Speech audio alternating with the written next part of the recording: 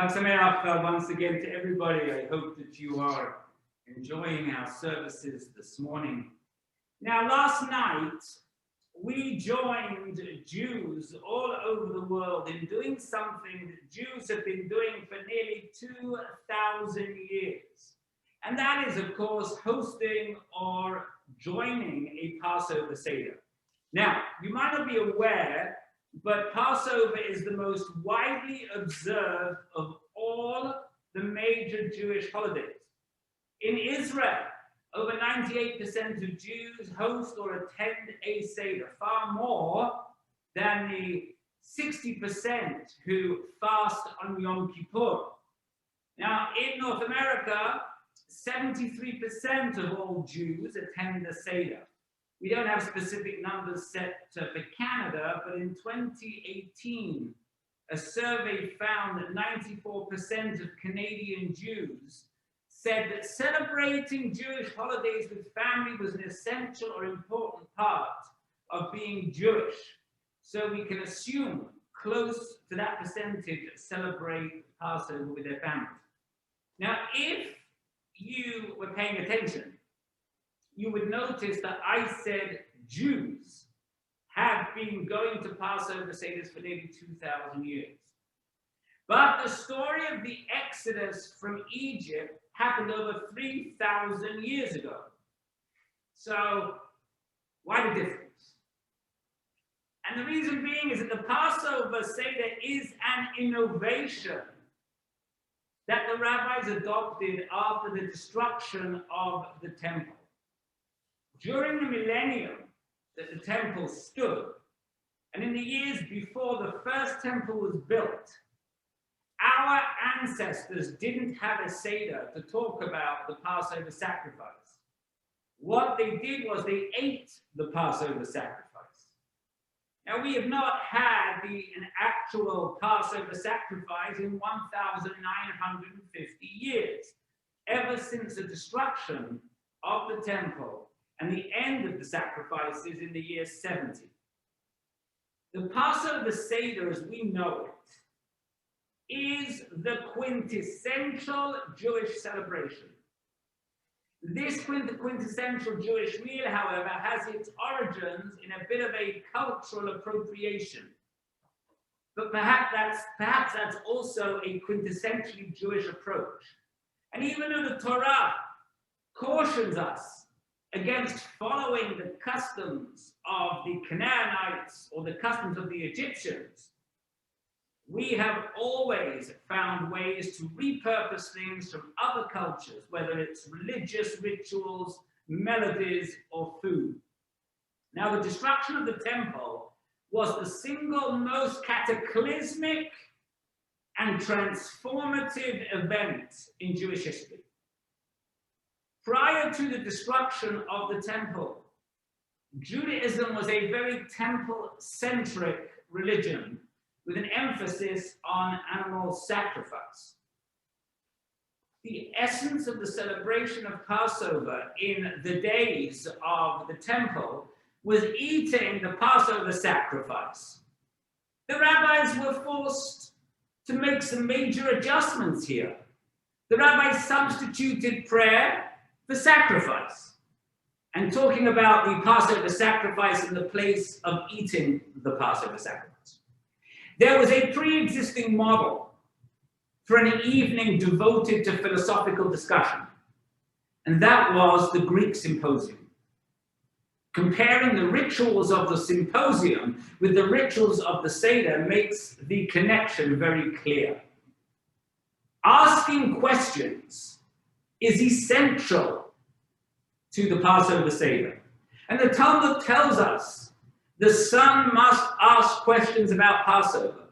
And if the son isn't smart enough to come up with his own questions, the father should coach him and teach him some questions.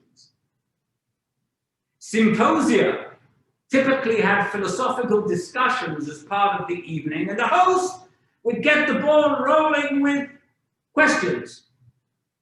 Plutarch, a Greek philosopher who lived during the time of the destruction of the temple, recorded a symposium in a book that we have. It's called the dinner of the 7 wise men. Now, at Plutarch's symposium, he has his guests ask questions about fish, about meat, about vegetables, and wine. 4 questions right there. The last of the 4 questions we recited last night is, on all other nights, we eat either sitting upright or reclining. Why on this night do we recline? Now, this question itself isn't really answered in the Haggadah.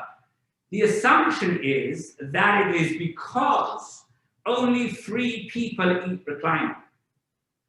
But the real answer is that at a Greek symposium, the guests recline on couches, holding their heads up with their left hands and eating with their right hands. Now, Seder means order. We have a very structured order to follow in the Seder, and symposia was similarly well ordered. Plutarch said that the greatest profuseness in a feast appears neither delightful nor genteel unless beautified by order. There was order to what dishes were served when, including vegetables, our karpas, before the main course, the garlands, the ointments, the music, and even who sat where. At our Seders, what do? We sprinkle a drop of simulated blood, the wine, at the mention of each plague. At the symposium, they poured wine libations to their gods. And speaking of wine, at symposiums, they had at least 3 glasses of wine. The rabbis, of course, not to be outdone by the Greek symposium, we do one better, we have at least 4 glasses of wine. A symposium featured hymns, and our Seder features Hallel. The symposium ended, as ours does, with the Afikoman. One major difference in the ending, though, the Afikoman at the Greek symposium was the comedians and the dancing girls. Afikoman comes from the Greek word komius, which means comedy. So we actually do not have the Afikoman, we have a little bit of matzah. But with that move, the rabbis are saying, we're not going to allow our evening to degenerate. Now, we may borrow from Greek culture, but not all the way. We only go so far. Now, even though the rabbis modeled the Seder on the symposium, they infused the entire evening with Jewish meaning. They truly transformed the Seder from a Greek evening of philosophical discussion and entertainment into a religious experience.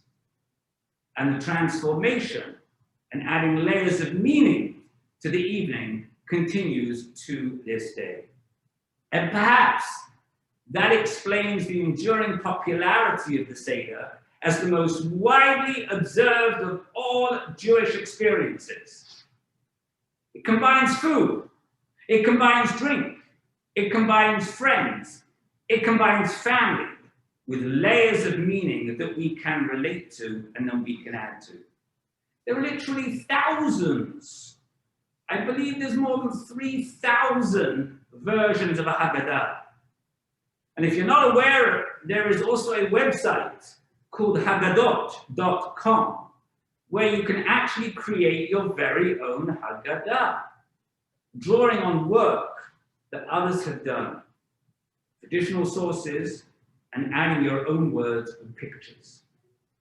There's the bird's head Haggadah from the 14th century Germany, where people are illustrated with human bodies and birds' heads. There's a Hogwarts Haggadah for Harry Potter fans, a Haggadah beautifully illustrated by Israeli artist David Moss, and then the Dave Barry Haggadah. And for this, we left Egypt. There's even a Canadian Haggadah in Hebrew, English, and French. It's put together a few years ago, work by the Federation, illustrated with archival photos of the Canadian Jewish community. But the real meaning comes when we make the story our own. There's a prisoner's Haggadah that a group of women prisoners in the California prison system wrote with the help of a rabbi who served them as their chaplain. And this year, after a year of so many restrictions in our lives, we have all felt like we are in Mitzrayim, which means a narrow or constricted place. We may not be completely free yet, but with supplies of the vaccine coming in larger amounts, the government says it will inoculate every Canadian by Canada Day. And just as our ancestors' journey from Mitzrayim to the Promised Land took a while, in their case, 40 years, our journey from Mitzrayim to normal life is also a gradual process. I hope it's not 40 years, but nonetheless, we're certainly on the way.